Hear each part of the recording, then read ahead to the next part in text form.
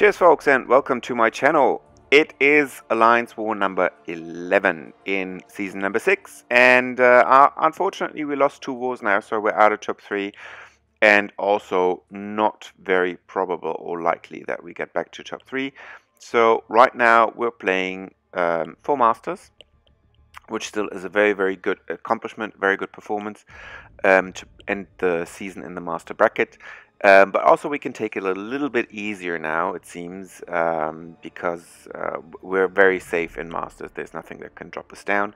But on the other hand, also the way up is pretty much blocked.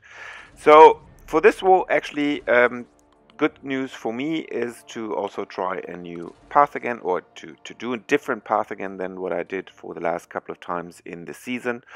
And today brings me to path number 8. Path number 8, already a heads up, the 2 most difficult nodes on that one are Biohazard on 39 and Starburst Degeneration on node number 43.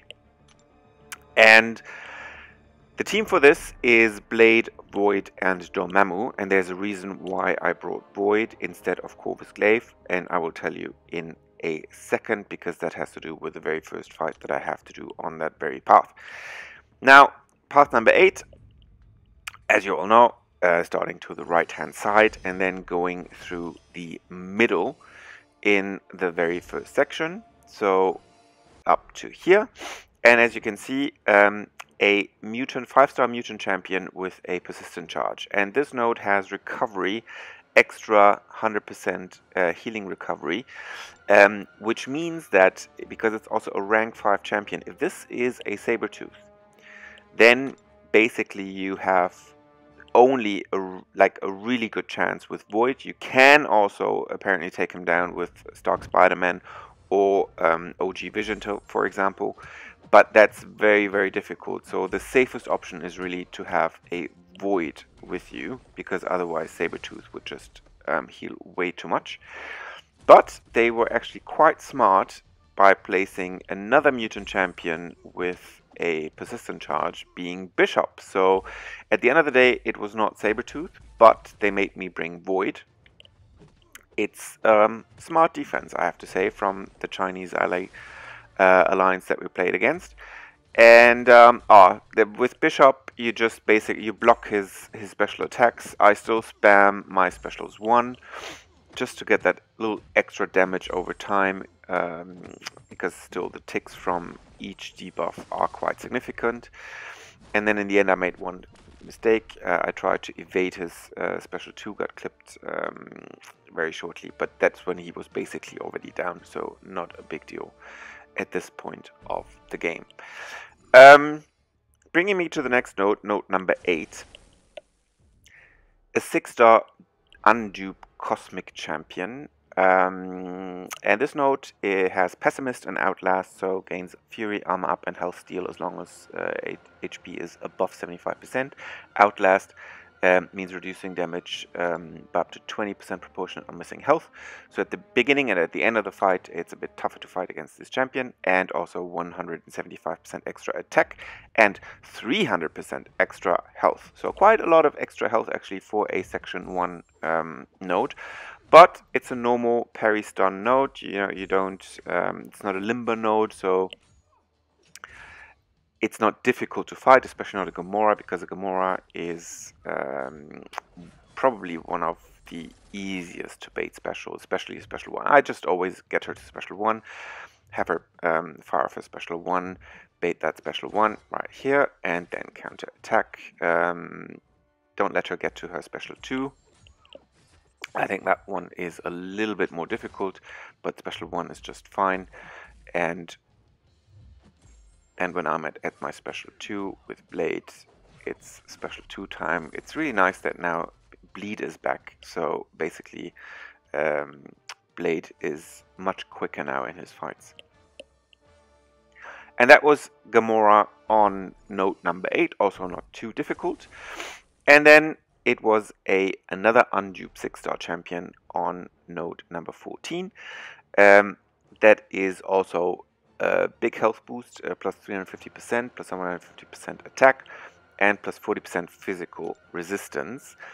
And it's a typical node for like tank champions, like you know, you would find Rhinos, Luke Cages here, but also you would find eventually a Red Hulk, and that's what I found right here. The system was a bit lagging. Now what you do when you get this while the loading screen's on, don't panic, don't close the app, don't, you know, just wait. Just wait. My feeling is that, you know, whenever I get this connection problem screen, you just have to wait a few more seconds, and then eventually it will turn out fine. As I said, it turned out to be a Red Hulk. Red Hulk, I always let him fire off his special 1 right here. Counter attack him again with Blade, trying to get to my special 2. Also here there's no bleed immunity or nothing. It's also not a limber node or anything, so you can just parry stun him very normally, very regularly. And again, the special 1 is easy to evade, and you just have to be careful because at 10 of his heat charges he does a lot of damage also by just hitting your block. So try to actually not get hit at all, not even in your block when he's at 10 heat charges. There you see he's taking like 500 per punch, even if he just hits your block just with the heat charges. So, you know, try to rinse repeat that same strategy, evading special 1 and counter-attacking, and then finishing him off with the special 2s. That's the safest for me for Blade. In this case also didn't bring Ghost Rider, so I didn't have the villain synergy. That also helps a lot because it gives you danger sense against Red Hulk, but that was not possible because I needed a fully immune champ for the biohazard node 39, which is to come. So the first 3 fights were in the evening, and then again, as usual, I continue in the morning. Here to node number 32. Number 32, that is a limber node, so reduces stun by 0.2 seconds every time it gets stuns. Immunity to bleed also, plus 200% attack and plus 200% health. And this Rolling Thunder means that this champion increases special attack damage. And it's a Juggernaut. The good thing now with Juggernaut and also the synergy that I have with Dormammu is that Blade gains danger sense from the start, which means that also in case Juggernaut had turned unstoppable in the beginning, there would have been a chance for that not to actually activate because of the danger sense. But it didn't, and also then after that I just get him to his special 2. It's an unduped Juggernaut, so he won't get any unstoppable anymore. And once he fired off his special, you can directly counter attack with Blade. There's no issue whatsoever. And then eventually he's down. So the only thing you have to be careful about is not to get clipped by his specials, especially not by his special 1. But that was not a problem in this fight. And then there was another Mystic Champion on the famous Biohazard node. Biohazard meaning is a 20% chance to inflict bleed when you're attacking. And when you're hitting the block, there's a 50% chance to inflict poison. And also here, 275% extra health and 175% extra attack. And also it's a limber node, reducing the stun by 10% every time you parry stun, or you stun in general. And I was thinking of if I should take that node with Blade, because with the Dormammu synergy you are having danger sense against any Mystic champ, but it's still a bit risky. It's still a bit risky. He would still trigger a lot of bleed, he would still trigger a lot of poison if I hit the block. So I decided it's easier and it's on the safer side to go in with Dormammu, and with Dormammu you can just attack without having to fear any of those bleed or poison charges. Also trying in the beginning when he still has the parry stun, because it's a limber node, to use my heavy attack, because the heavy attack, once it's loaded with 100 charges, does quite a bit of damage. Other than that, I let him hit my block, just take a few scratches, that's not a big problem, and then get again to my special 2. When I'm at my special 2 and have here the green charge on my dimensional link, I use my special 2 because it power burns all the way, and then I use my heavy again when also those heavy charges are at 100, and I can basically inflict the maximum damage with my second heavy. And then Dr. Voodoo is down. Not a difficult fight, this one, but then came the next fight, which is node number 43. And the guy who placed node number 43, a skill rank 5 5-star champion, duplicate, he placed 2 skill champions, one on 24 and one on 43. And it was clear one of it is Blade and one of it is Korg. Now, I was hoping, actually we all were hoping that Korg was on 24, which also is a very common node for him. But it turned out 24 was a Blade, and that meant that 43 is the Korg. And that was a bit unfortunate, to be honest, because the node has Starburst, means you suffer from degeneration basically over a period of 60 seconds. Plus it had Flare, meaning there's on top a degeneration going on. Also there you degenerate 100% over the first 60 seconds. Plus you actually do more damage, 300% more damage, but you have to be just very aggressive and very quick. And on top, this node has aggression regeneration, means every 2 seconds that you do not hit that champion, they gain a regeneration buff, so healing back. And now with a rank 5 Korg having 167,000 health, it's pretty much impossible with the setup that I have to get him down in time with all these nodes.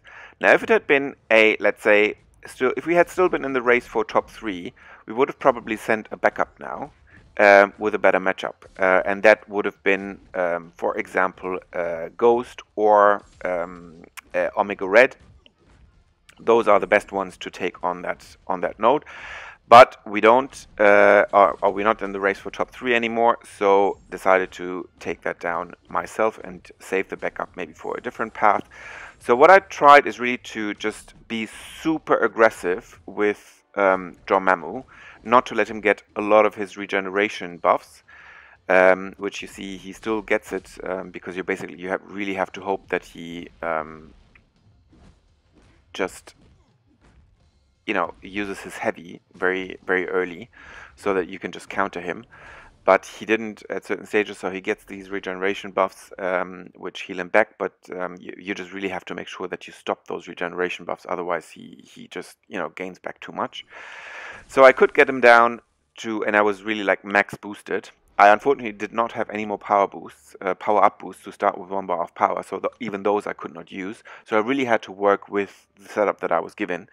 So after having him down below 50% with Dormammu, I just went in with Blade, who does more damage, and I did not actually care about only using like light attacks or whatever. But, you know, again, you have to, this node you have to fight like super aggressive. Make sure he does not get his regeneration charges. When he's just blocking like this, that's the most difficult, because that's when he gets his regeneration charges. And just, you know, fire off what you can fire off. Don't care if you get a little bit of his thorns damage when you hit him with a medium attack. Just, you know, go all in with your aggressiveness. And that actually managed to get him down with Blade, so that in the end it was actually 1 death only with that matchup, which was not the best matchup actually with my champions against that Korg. It could have turned out much worse, so I was actually quite happy. I don't think there was any way that I could have gotten him down with just 1 champion without any power up boost that it just didn't have anymore, or with the champions that I had to bring, because also I had to bring Void because of the suspected mutant champion to be a Sabertooth in the very beginning. So there wasn't really that many options that I had other than that. But it was okay. And then I still had actually Void also, and I was, you can imagine I was actually pretty pissed at that stage. But I thought, okay, let's take also the next node, which is actually a node that also goes well with Void. And it's the typical mini-boss with Strike Back, so when I use my special, that champion gains 1 bar of power, and also healing recovery are enhanced, but this doesn't matter for Thor Ragnarok because he has no healing or abilities or regeneration abilities, so doesn't matter at all. And then I started the fight, and I only then realized that I still had dexterity off.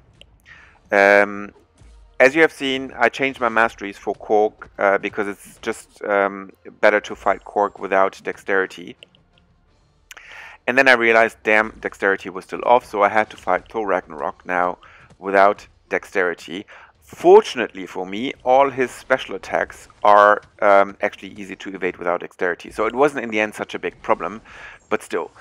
And what you then do is, again, I again try to inflict petrify debuffs as quickly as possible. And of course, you know, Murphy's Law, in this fight, he just wouldn't get petrify debuffs in the very beginning. So I had to wait. And now he's already at 2 bars of power. So I had to make sure to wait until he gets, or he fires off his special 2, and he just wouldn't fire off his special 2. So, I just couldn't do anything but wait, and there finally in the end he fires it off. And then I have to fire off my special before he has those 20 charges, because you know his timer there, this gray one, counts the hits that he gets, and when it's at 20 he gains an infinite amount of power up to his special 3. So you have to make sure that you fire off your special when he's at those 20 charges. And then, when he finally has a Petrify debuff, then you can also much easier fire off your specials, because then he doesn't gain any more power from that Strike Back node. So there's 2 things you have to watch out for. It's his timer, or the counting power gain charge, and also the fact that how many Petrified debuffs he has, to make sure that you get no punishment from that Strike Back node. And then eventually he's down, even without the dexterity, even though I did get hit a few times.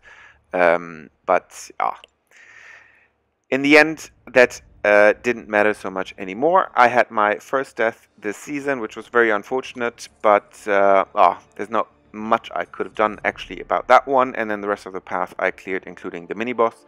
So still I was quite happy. And again, we're safe in Masters, so this season's now coming to the very end with the last war that is going to come in 2 days then.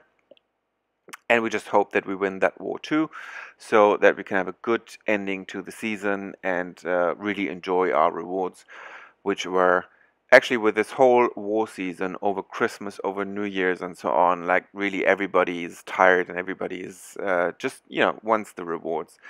And you know, enjoy a little bit of hopefully a longer off season this time than just 1 week. So that was it from this war. I still hope, even though I died, that you found this video helpful or useful. So if you felt it deserved a like, feel free to give it a like. If you're new to the channel and would like to see more war videos like this in the future, then feel free to hit the subscribe button. And I hope to see you all very, very soon on my channel. Cheers, folks.